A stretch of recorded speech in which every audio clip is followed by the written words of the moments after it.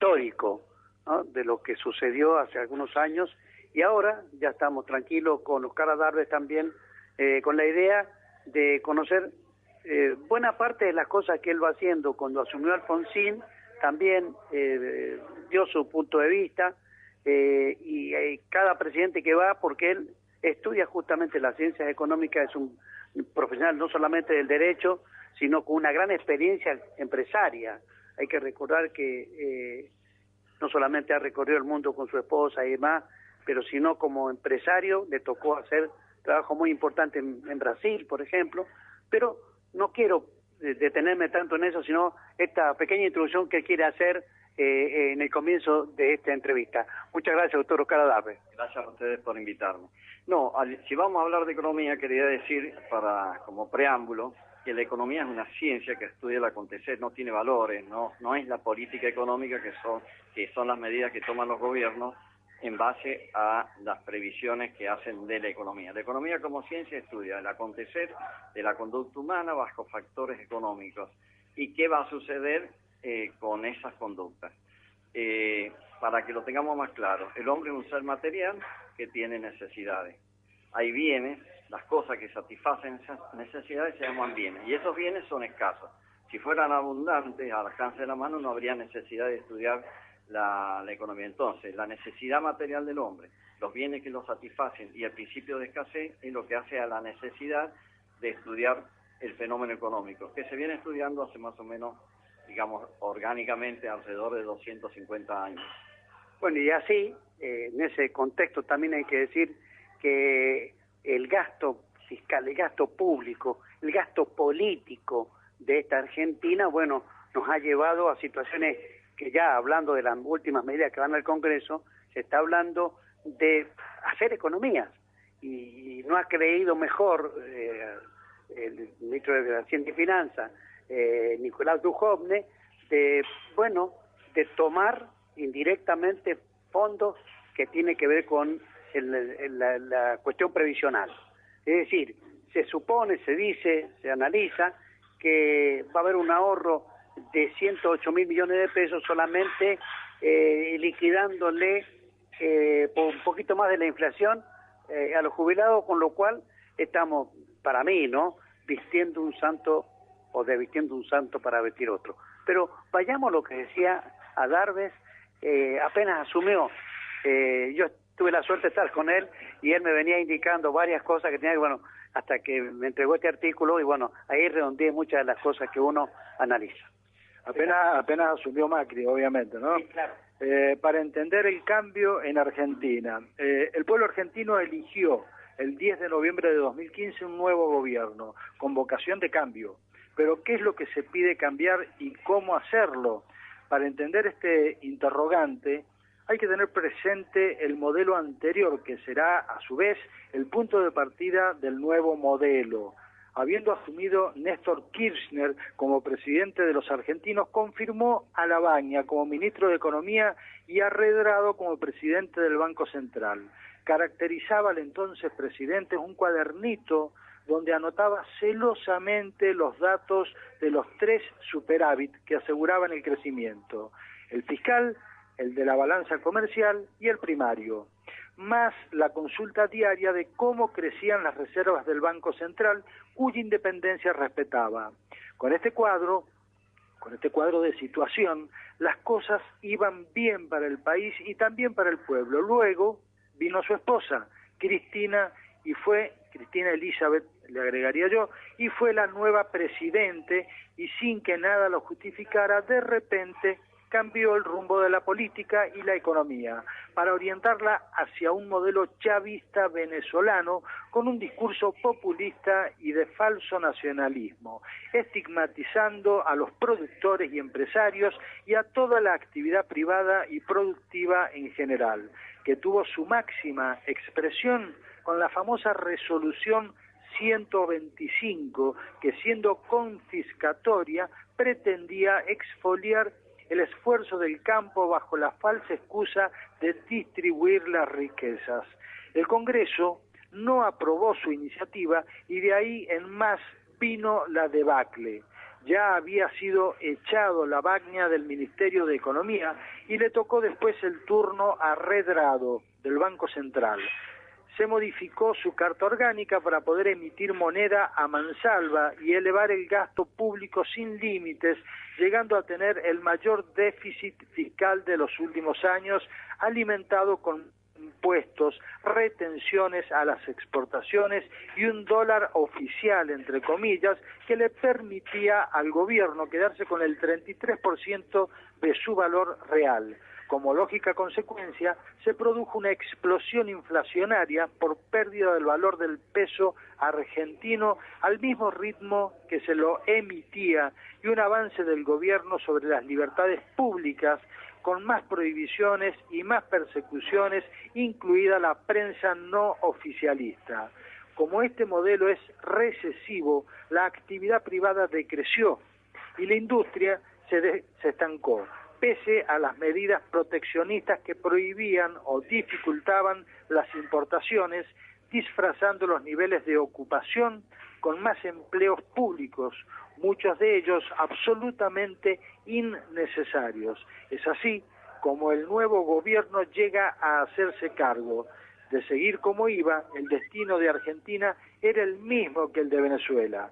Para recuperar la confianza del público, se está sincerando la economía y liberando los mercados con efectos auspiciosos y controlables, al menos por ahora. Pero es aquí donde debe ponerse la mayor atención y cuidado por la encrucijada en que se encuentra el presidente Macri.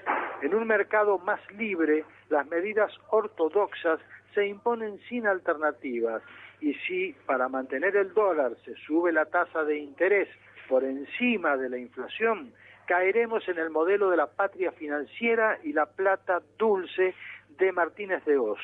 Y si se pretende controlar por mera voluntad política la tasa de interés para no encarecer el costo financiero de las empresas, caeremos en el modelo de Alfonsín, que nos llevará a la hiperinflación. Hoy, como ayer, si no se advierte que el problema de la economía argentina es un problema estructural, donde hay muchísimos que sin producir nada viven de lo que trabajan y producen, obligando a cobrarles a estos más impuestos y a emitir moneda para poder mantener a los otros. Argentina volverá a repetir la historia del desasosiego y frustración, tirando por la borda una vez más la oportunidad que se le presenta. Tanto la tablita de Martínez de Oz como el plan austral de Alfonsín y el de la convertibilidad de Cavallo no fracasaron por ser malos en sí mismos, ya que todos ellos sacaron al país de procesos inflacionarios galopantes, sino porque nunca se le puso el cascabel al gato. De lo que se trata, manteniendo la obra y la inversión pública, ya que si bien se realiza con los impuestos que se cobran, vuelven con los mismos efectos multiplicadores de la inversión privada y no afecta la ecuación económica final macroeconómica. Sí o sí, hay que revisar el gasto corriente, organismo por organismo, tanto de la nación como de las provincias y los municipios, y eliminar todo lo que no sea necesario, tanto los de la burocracia como los empleos públicos inútiles. Solo así se podrá eliminar el déficit fiscal, bajar los impuestos y devolver la rentabilidad perdida a los sectores productivos, que son los únicos que harán crecer el país y también el empleo genuino. Obviamente que se debe volver a la carta orgánica del Banco Central, que fue modificada, restaurando su independencia, y poner un cepo a la emisión de moneda que no sea correlativa al crecimiento real, para mantener la estabilidad económica y monetaria, condición indispensable si Argentina apuesta a las inversiones de largo plazo y el crecimiento sostenido. Su historia está repleta de buenos pensamientos que buena falta hacen recordarlos ahora. Facundo Cabral en una de sus coplas decía: las cosas de la vida no espero que me las solucione el Estado, porque siempre es más lo que me quita que lo que luego me ha dado. Perón afirmaba: compañeros, en nuestro país cada argentino debe producir por lo menos lo que consume.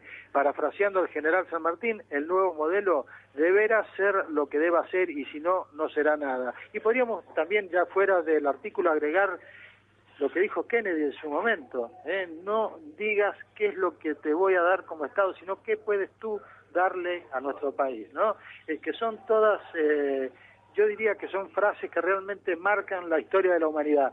A ver, el artículo es excelente y es actual. Lo más importante es actual. Todo lo que dice acá Adarves es lo que está pasando actualmente. Ahora, la pregunta que yo le haría para empezar a don Adarve, a don Oscar, es la economía, una cosa es la economía del país, lo que pasa con el país, las provincias, y otra cosa es la economía del bolsillo de la gente, ¿no? Sí, obviamente, pero siempre es consecuencia de lo mismo. La gente que genera la riqueza es la gente que labura produciendo. Y ya que dijimos esa frase, como colofón de lo que acabas de leer, que este artículo se escribió el 20 de diciembre del 2015, apenas había asumido Macri, como ustedes lo dijeron. Pero quiero recordar un pensamiento mucho más antiguo, que es de Juan Bautista Alberdi, que lo dijo en una conferencia de 1890 en la universidad, en la Facultad de Derecho de la Universidad de Buenos Aires, que dice: los pueblos que esperan la felicidad, lo digo textual, que me lo sé de memoria, los pueblos que esperan su felicidad de manos de los gobiernos esperan algo que es contrario a la naturaleza de las cosas, porque la riqueza de las naciones la generan los pueblos, no los gobiernos. A partir de ahí, lo que se está anunciando en este momento, como con estos acuerdos con las provincias, y las provincias yo creo que son conscientes que si no lo hacemos volveremos a caer o a desperdiciar la oportunidad histórica de salir de un país mediocre para transformarnos realmente en la gran nación que somos, porque cuando uno sale afuera se da cuenta de todas las posibilidades que tiene la Argentina, grandes extensiones, mucha riqueza y poco crecimiento poblacional, que es muy importante eso, porque el poco crecimiento poblacional, cuando hay crecimiento económico, con poco que crezcamos, existe realmente un beneficio general. Ahora, ¿cuál es el punto? ¿Por qué no le llega a todos por igual? ¿Por qué un productor agropecuario de San Juan no palpa el beneficio del bienestar si hay crecimiento? Porque estamos creciendo con endeudamiento externo y estamos creciendo con inversión y gasto público. O sea, hay muchas inversiones que son multiplicadoras, inclusive construyendo vivienda y todo eso, pero el modelo keynesiano también se agota. Lo mejor es la ortodoxia económica. Más tarde, más temprano tenemos que usarlo, donde, ¿qué significa eso? No existe capital sin ahorro, y no existe ahorro posible sin trabajo y control de consumo individual. Los países que realmente crecen, y crecen bien, son los que logran la armonía entre la producción y el gasto público. El gasto público, cuando se exaspera, porque la gente a veces pone ejemplos de Suecia y Noruega, es porque no lo conocen. Son países ultracapitalistas, pero a su vez ultra honestos en el manejo del peso ajeno, del gasto público. Un diputado en Suecia, no es que yo diga que acá tienen que hacer lo mismo, pero vive en un monoambiente, se hace la limpieza y en Suiza solamente cobran por día de sesión, y cuando sobra un peso del Estado se ahorra. Noruega tiene un fondo de reserva, yo estuve hace 2 años, iba por 700.000 millones de euros. Ya han pasado el millón, no 1.000 millones, sino 1.000.000 de. Y eso en base a las reservas petroleras, que ellos lo consideraron que era un don de Dios, y por una política de Estado eso se ahorra, se usan los intereses para el gasto y el resto se ahorra. Ahora, ¿a qué voy con esto? Comparándonos con nosotros. Nosotros somos una sociedad donde, no digo la gente que produce, porque la mentalidad del productor, un gringo, un chacarero, un criollo, cuando le va bien hace un galpón, compra un camión, compra una maquinaria para perfeccionar su producción. Pero en el concepto político, no quiero desprestigiar a todos los políticos, pero globalmente ocurre de que si les va bien, se la farrean a la plata, o lo usan con fines políticos o de ese tipo. En concreto, si acá no somos austeros y honestos en el gasto público y sí lo volcamos a inversión pública, realmente el país tiene un futuro que no va a ser halagüeño. porque más impuestos significa menos rentabilidad y menos capacidad de capitalizar y menos capacidad de multiplicar la riqueza. Esto daría para hablar mucho más, pero no sé ustedes qué quieren que hablemos. Obviamente que usted tocó un punto que lo vamos a explotar, que dijo la inversión pública. La inversión pública estuvo muy cuestionada en el gobierno anterior.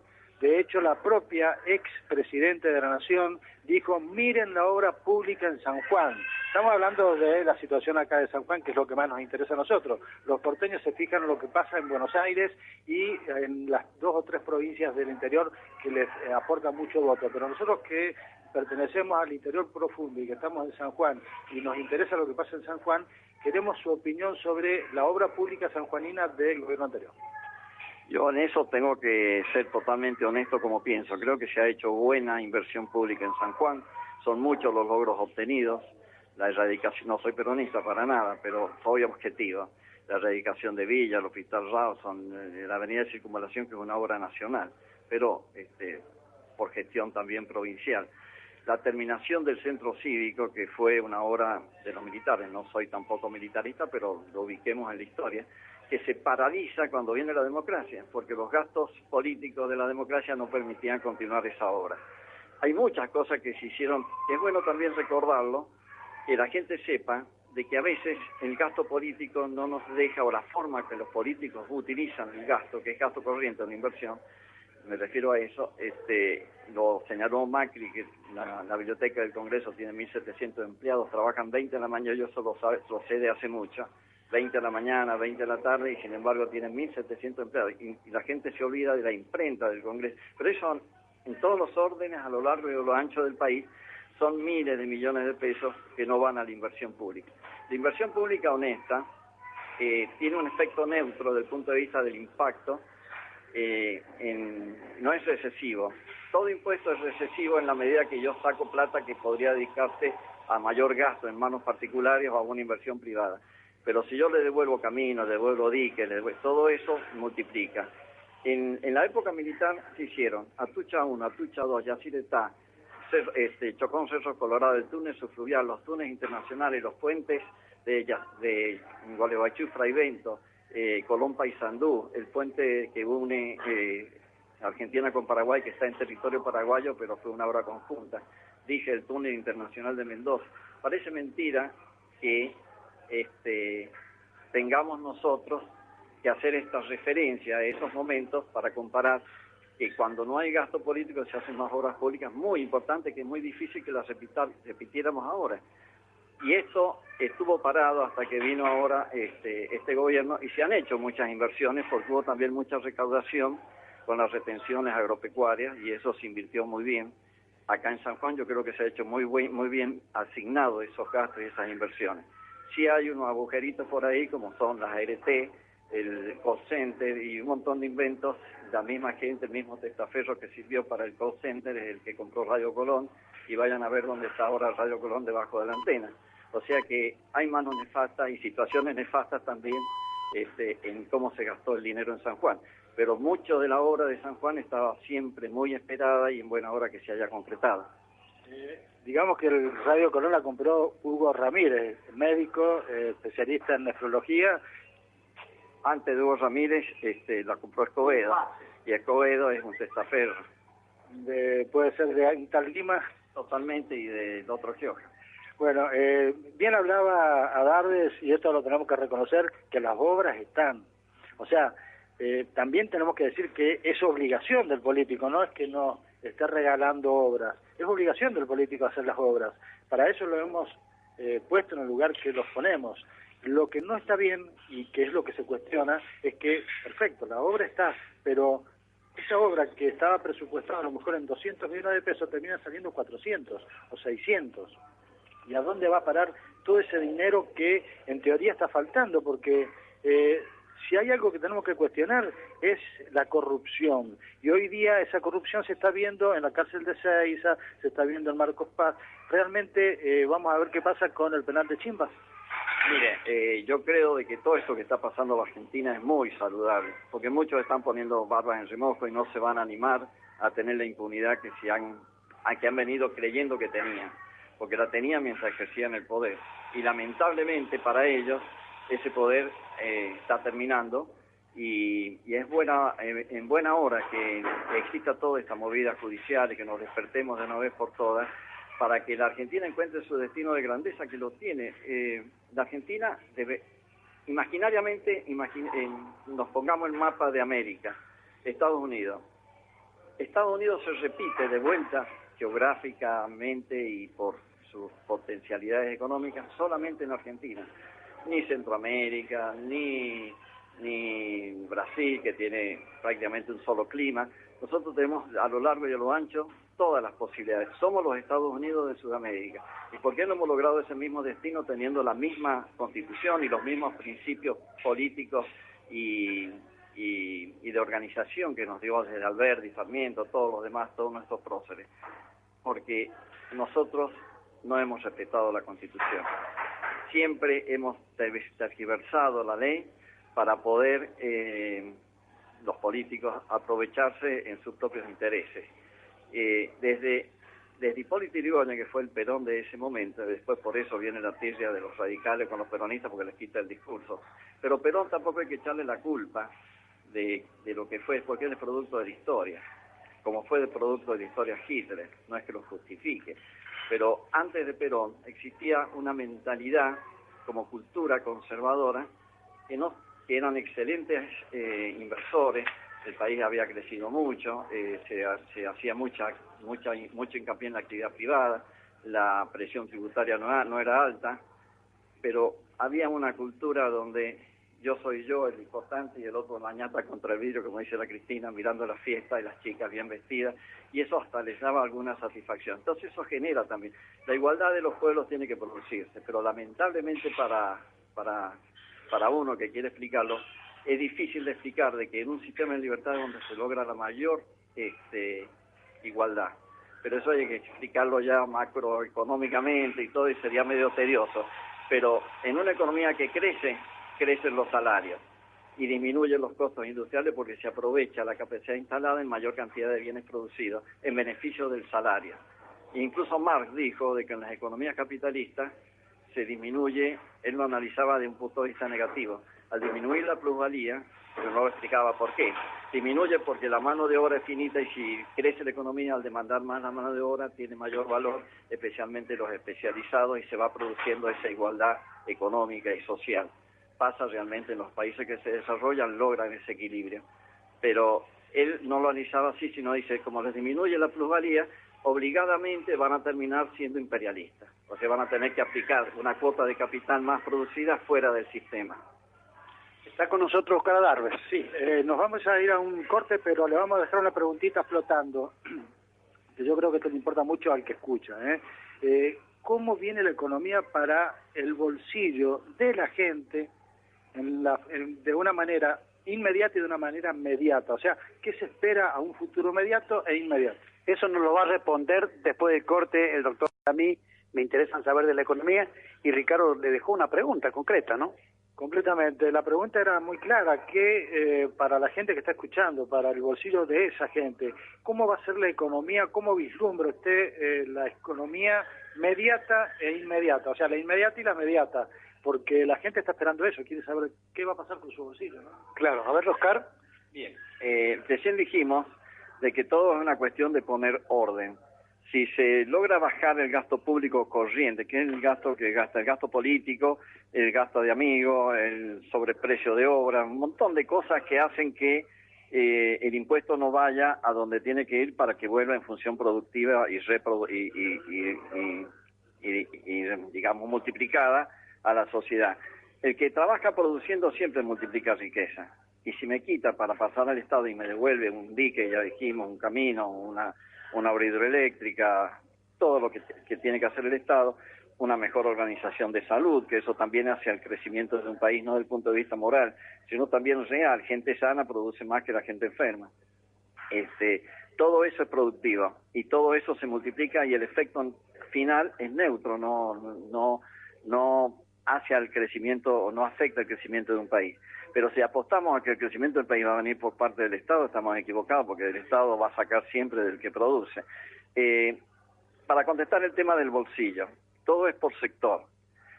Hay un sector, que es el sector productivo, que si el Estado se organiza y la presión tributaria baja, es muy probable o casi seguro va a reaccionar. Por eso a veces cuando se habla de ajuste, también podemos pensarlo desde el punto de vista del desajuste. Ajustamos al Estado, pero para desajustar a la gente que trabaja produciendo.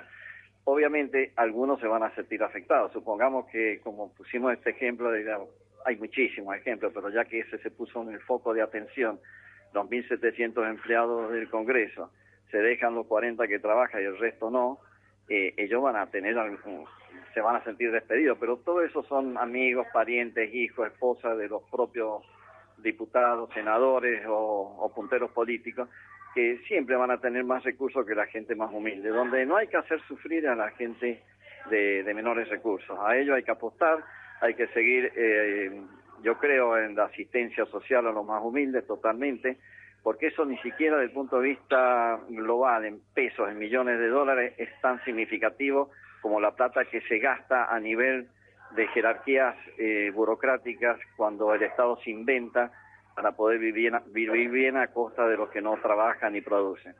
En concreto, mucha gente va a sentir un alivio, otros se van a sentir afectados, pero si se hace con justicia, en el sentido de que sufran lo que realmente hoy viven del otro, que me parece muy bien, que no es que quiera que sufran, pero que sufran las consecuencias del ajuste, me parece correcto. Ahora, volcarle el ajuste siempre a los mismos, a los que trabajan, a los que producen y todo lo demás.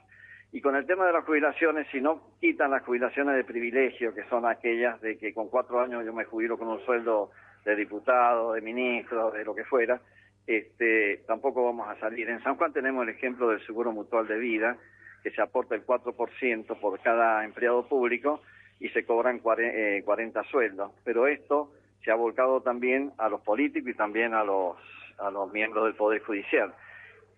Eso se pensó para los empleados públicos, o sea, hacen falta 80 años al 4% para poder juntar los 40 sueldos. Y no tiene un cálculo actuarial, y no, eso habría que modificarlo. El mismo fiscal de Estado debería hacer algo porque es un perjuicio fiscal ya muy grave para la provincia. Sin embargo, acá no estamos diciendo nada. Hay muchísimas cosas que se pueden ajustar y que no van a afectar para nada al pueblo. El pueblo, al contrario, va a respirar porque lo van a dejar de expoliar. O sea que todo depende a quién nos referimos. Yo creo que el país, si se ordena, este país particularmente, va a salir muy bien para adelante. Oscar, cuando hablamos del tema económico, tenemos la economía global del país y tenemos la economía privada, que es la economía que el gobierno o a la que el gobierno de Macri apunta para hacer crecer a este país. Cuando hablamos de economía privada, hablamos de las pymes, y esas pymes, pequeña y mediana empresa, es la que hoy día está más complicada en este país y se están cerrando de asientos. ¿Cómo ve esto a un futuro inmediato? Es verdad, la tasa de interés ha sido utilizada como el sub y baja en comparación al dólar. Subo la tasa de interés, yo para qué voy a comprar un dólar, me conviene más comprar una Levac. Me baja la tasa de interés, me voy al dólar, se dispara, porque hay un problema estructural que recién ahora, después de 2 años, se quiere empezar tímidamente a afrontar. ¿Por qué digo tímidamente? Porque a lo mejor, desde el punto de vista de las posibilidades del gobierno, hacerlo rápidamente, drásticamente, a lo mejor políticamente no es posible. Pero por ahora los gobernadores, salvo San Luis, le han dado el aval para ir haciendo estas transformaciones, que son indispensables, fuera Macri, fuera que fuera. Si no se hace una transformación de reestructurar el gasto público para desahogar la actividad privada, eso no va a funcionar. Las pymes están asfixiadas por la alta tasa, porque una tasa de interés de referencia del Banco Central del 29% se transforma en una tasa del 4% en boca de banco, más el IVA, más ingresos brutos, se te transforma en una tasa del 5% mensual. Y eso es inviable para poder crecer o sostener siquiera una pyme. Entonces, estoy de acuerdo que las pymes están sufriendo y por eso volvemos a lo mismo. Si realmente se quiere hacer una reestructuración del gasto público, el gasto corriente para poder disminuir impuestos, pero hay que disminuirlo mucho más de lo que se está diciendo. Supongamos que bajáramos el IVA al 10%, significa un 11% más en poder adquisitivo de la gente que consume. Suponete que saquen el ingreso bruto, que es, en el caso nuestro es 3.22 o 3.20, es mucho dinero porque esto estamos considerándolo al valor de venta. O sea, si lo consideras desde cuando vos partes de tu costo, es más de la mitad del % del esfuerzo que uno realiza se lo lleva el Estado. Es así, lo ves en la boleta de la luz. La boleta de la luz tiene el 52% de impuestos. Y ahí ves por qué la gente en su bolsillo tiene que trabajar mucho y no le alcanza la plata. Pero no es culpa de la gente, no es culpa de los empresarios, no es culpa del intermediario. Oscar, tocó un tema muy especial, en la boleta de la luz. Ahí hay un ítem que se llama lote hogar. Tengo entendido de que el lote hogar se está cobrando, pero que ya no existe el lote hogar. ¿Cómo es eso? Existe en una oficinita, ha quedado una oficinita, la han dejado como seña, pero no existe como entidad que esté funcionando. Tocó la circunstancia de que un funcionario muy honesto, Peralta, que trabajaba en la parte de expedientes y era uno de los que lo tenía que firmar, advierte un expediente con una firma falsa de él y el sello falso, y me va a ver. Un hombre muy religioso, muy correcto, y no lo habían tocado porque no lo podían tocar, porque yo hubiera dicho que no. Se habían hecho 3 expedientes del lote hogar de 300.000 pesos, 200.000 pesos cada uno, en la época para la elección del 2003. Ahí fue, con un dólar de 2.5, así que imagínense el valor, 3 expedientes de esos montos.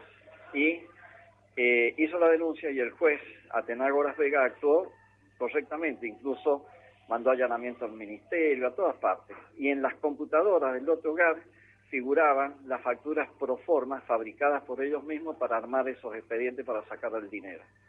Eso fue juzgado con un solo imputado, que fue absuelto, porque dijo yo no fui, y efectivamente no había pruebas suficientes para saber si él había hecho eso, pero que el delito existió, el despilfarro existió y el afano de ese dinero existió, no hay ninguna duda, porque está probado. Y bueno, a raíz de eso dejó de funcionar, nunca más funcionó el lote hogar, pero siguen cobrando.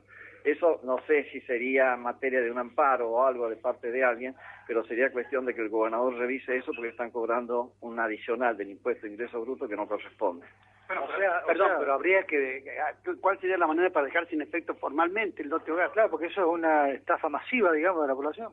Yo supongo que esta entrevista, este programa, ya está avisando y seguramente va a dar lugar a varios comentarios y yo creo que el gobernador, se lo voy a decir con toda honestidad, el gobernador dejó sin efecto la ART y también creo que ha cancelado de parte de la provincia la contratación del call center. El call center es otra cosa parecida a las ART, no se ha dicho todavía, pero forma parte de eso. Y yo lo creo que, y por eso ustedes habrán visto por ahí alguna pintada que dice Uñac traidor, tiene que ver con esto. Yo creo que si en algún momento se entera Uñac, se lo podemos hacer saber con más precisión, él debería hacer algo para que ese recargo deje de cobrarse porque no está siendo asignado no hay ningún barrio por lote hogar en este momento, no se compra materiales ni nada. Te voy a contar algo. Se hacían licitaciones donde las ganaba gente que no producía lo que licitaba. Por ejemplo, bolsas de porla. Se presentaba Loma Negra y perdían la licitación y después venían y proveían el cemento, o sea, la porla, para los barrios. Lo que pasa es que se ponían 1000 bolsas y se bajaban 500 y te firmaban por 1000. Todo eso ha pasado con el lote hogar. Y lo digo con absoluta conciencia de lo que digo, y el que me quiera decir que miento, bueno, dicen que o sea, está dicho por la ley, soy abogado, que cuando vos haces una injuria, te pueden denunciar, pero vos quedás exento si la persona viene y se somete a la prueba de que si eso que se ha dicho es verdad o es mentira. Nadie se va a animar a poner en telejuicio lo que yo estoy diciendo. Oscar, como buen abogado, una pregunta que yo creo que es importante para que tratemos de entender, de abrir esta madeja que es tan enmarañada, digamos. Uno dice, hay una situación de estafa, entre comillas, con el lote hogar. ¿Quién está manejando esto? ¿A dónde está yendo ese dinero? Esto es un tema que habrá que dilucidarlo, pero ¿quién tiene que hacer la denuncia? Porque esto es una denuncia que la hacemos a través de un medio y que quizás de oficio alguien debería trabajarla, o hay que ir personalmente a alguien que sepa de esto. El Ministerio Público podría ser. Yo hice la denuncia. Esto le corresponde al fiscal de Estado, porque es un perjuicio fiscal. O sea, un perjuicio para los particulares, y si no lo hace el fiscal de Estado, no, el fiscal de Estado, sí. Lo puede hacer incluso también con el call center, también con el seguro mutual de vida, en tanto lo cobran los políticos, eso es un perjuicio fiscal muy grande. Todo lo que es perjuicio fiscal, lo que pasa es que el fiscal de Estado tiene que ser siempre una persona independiente y si es posible que no sea del riñón del mismo gobierno, porque si no pasa a ser el fiscal del gobierno y no el fiscal de la gente. O sea que en este caso Albo sería un fiscal dependiente del gobierno. Yo no he afirmado eso porque no me consta cómo estoy trabajando, pero si todos estos puntos que son realmente que golpean a intereses no del gobierno, de gente que vive del gobierno, si no hace nada es porque de alguna manera está comprometido con ellos, pero yo no puedo decir eso porque no me consta, está recién empezando como fiscal. Claro. Oscar, ¿cómo ves sabes como abogado lo que es la ludopatía, pero cómo ves el juego en la provincia de San Juan? Bueno, yo estoy en contra de eso. Mira que hemos vivido del juego nosotros vendiendo lotería, mi familia lo que sucede es que los casinos y todo esto son un negocio, tiene dos posibilidades, el que juega contra 8 en contra, y muchas veces, a veces hasta las máquinas en esa proporción también se tocan. Yo no soy partidario de que alguien explote el juego no puede ser, si se explota tiene que ser estatal. Mira que soy totalmente partidario de la actividad privada, pero no en este caso, y está afectando a mucha gente. Te cuento un caso. Un hijo mío ha comprado una propiedad, se lo ha comprado a una familia gitana. Ese chico ha caído preso ya 2 o 3 veces, yo lo puedo sacar pagando la estafa, porque la estafa se paga y se redime, es la ley actual. Si los delitos de contenido económico, si se cancelan, si se pagan y se separan integralmente, se extingue la acción penal. Yo he tenido que sacar 3 veces, llevamos pagado 1 millón de pesos. Y esa mamá se está quedando sin nada culpa de esa situación. La culpa la tiene él por tener ese vicio, pero también el Estado porque lo promueve, ¿te das cuenta? El Estado no puede, con un afán de recaudar un peso, someter a familias a la ruina. A ver, vamos a saltar a la pregunta anterior, porque pasamos muy rápido por ahí y quisiera preguntar un poquito más. Cuando hablamos del fiscal de Estado, de Albo, a ver, en la ART, donde aparentemente se perdieron 3.500 millones de pesos de la provincia de San Juan, por una contratación directa que es ilegal, todos lo sabemos que es ilegal, ¿el fiscal de Estado ha hecho algo, ha participado de alguna manera en esta denuncia que hizo Diego Seguí y Arancibia? Te respondo con otra pregunta y después sumamos las 2 preguntas. ¿Este fiscal de Estado y el anterior han hecho algo con los vinos del Estado? Millones de litros de vino y millones de pesos, millones de dólares, que lo tenía Yaver en la bodega Rivadavia, que yo fui a hacer un procedimiento y cuando reviso los libros de vinos con gente de industria y comercio, advertimos que los vinos de Estado no están. Yo hice la denuncia con el oficial de justicia, anda a ver qué hicieron, no sé cuál será el motivo porque nunca hicieron nada. Y después se rascan las vestiduras con cualquier otra cosa, pero muchas cosas no se tocan.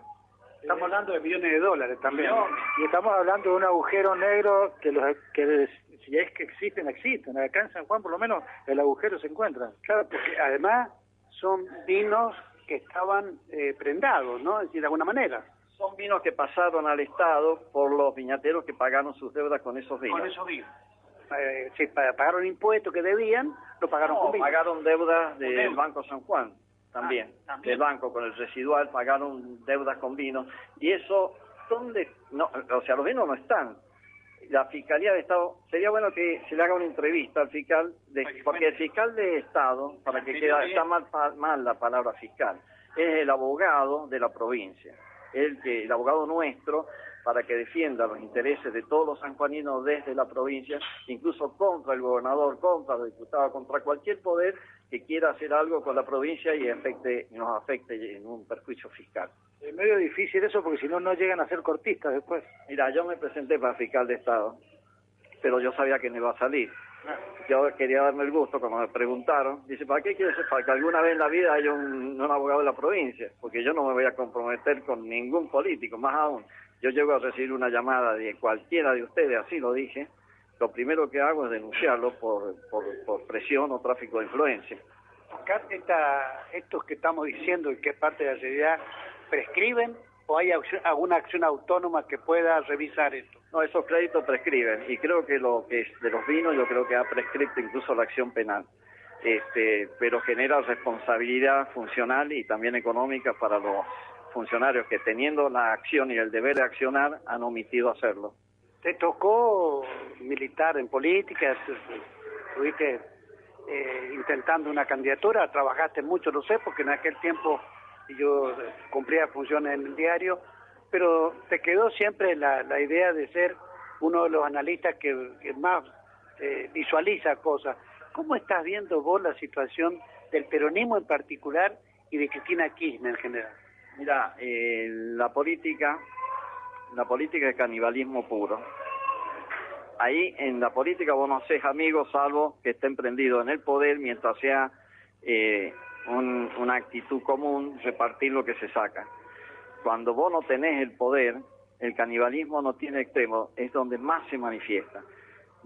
Voy a decirlo así, la pobre Cristina Fernández de Kirchner se lo van a comer los propios peronistas, se lo van a comer ellos mismos, porque como ella ya fue, los que vienen de atrás quieren ser. Los peores enemigos que va a tener a Cristina va a ser dentro de su propio partido, o digamos, cuando digo propio partido, dentro del peronismo, porque ella va a querer volver, se salió del peronismo porque pensaba, para no tener interna, cómo lleva una interna con un subalterno, ese grado de soberbia también la ha afectado mucho. Capaz que si el peronismo hubiera ido unido, hubiera tenido mejor performance, no lo sé. Pero actualmente yo creo que incluso tiene que haber bajado mucho su imagen, porque la gente se apoya al que tiene poder. El poder de este tipo de políticos es el poder mismo. Cuando pierden el poder ya no son nada. De hecho lo que dice Oscar es muy real. Cristina Elizabeth Fernández de Kirchner perdió más del 24% de intención de buena imagen, o sea, la imagen que tenía de sus propios votantes. El 24% dice que ya no quiere saber nada con ella. El tema es, y la pregunta que yo le hago a Oscar es, ¿por qué cree que José Luis Gioja, diputado nacional, a pesar de que nunca se quisieron con Cristina en lo emotivo, y a pesar de que está fuera del poder, circulando por un andén que ni siquiera es el peronismo, ¿por qué cree que sigue de alguna manera apoyando la gestión y buscando que Cristina siga comandando algo que ya no existe? Porque Unidad Ciudadana se ha salido del carril del peronismo. Yo creo de que San Juan, a través de esa relación de Gioja con De Vito y con Cristina, obtuvo muchas cosas. Tengo que ser honesto en qué es lo que yo creo.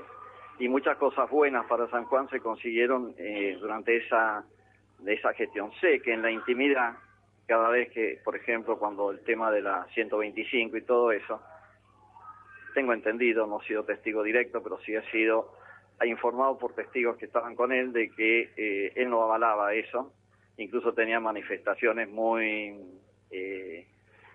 críticas sobre la conducta de la presidenta. Pero yo supongo que ha apostado a la figura que en este momento de la última elección tenía más intención de voto, porque si no era ella, los otros tenían 3%, 6%, 5%. Entonces, como no hay un líder alternativo, pero yo no sé qué irá a hacer Gioja a partir de ahora, porque él es líder de su movimiento, del Partido Justicialista, y tienen que ver qué es lo que van a hacer. Es un partido importante, que tiene una gran historia, y yo no creo que ellos renuncien a la historia del peronismo, que no va a hacer nunca más nada. Y esa unidad yo creo que no se va a poder lograr con la Cristina, porque la Cristina va a venir pisando fuerte y va a querer ser ella la que dirige todo, y ya van a sacarse un bando. Eso es lo que yo creo que va a pasar. Seguro, porque ya se está hablando en los corrillos, se está hablando de que ella va a tener un monobloque, o sea, no va a estar participando del bloque oficialista que lidera hoy, por ejemplo, Pichetto. Y esto va a generar... Ella no es oficialista, ella es Unidad Ciudadana. Claro, y ella ya tiene su propio bloque. Monobloque. Y claro, de esa manera se va a dar lo que está diciendo Oscar en términos de lo que significa el poder. Creo que por ahí pasa. Pero ¿cómo estás viendo vos en este razonamiento global lo que vaya a pasar de acá? Porque Macri va pisando cada vez más fuerte. Sí, pero tampoco creo que Macri va a tener el poder que tuvo Cristina. Y te explico por qué. Yo creo que todo esto que está pasando pone en remojo la barra de todos, ya lo dije. Y Macri, si es un presidente republicano y democrático con diálogo, no va a tener el poder de la asignación de los recursos y la disponibilidad, que los recursos deberían asignarse en forma autónoma y por distintas áreas y casi matemáticamente y no a voluntad de un presidente. Pero yo creo que él no va a poder. Él viene también un poco baleado, su papá está comprometido, él zafó con los Panama Papers, Correo, un montón de cosas que lo obliga a ser impoluto o tratar de mostrarse que lo es.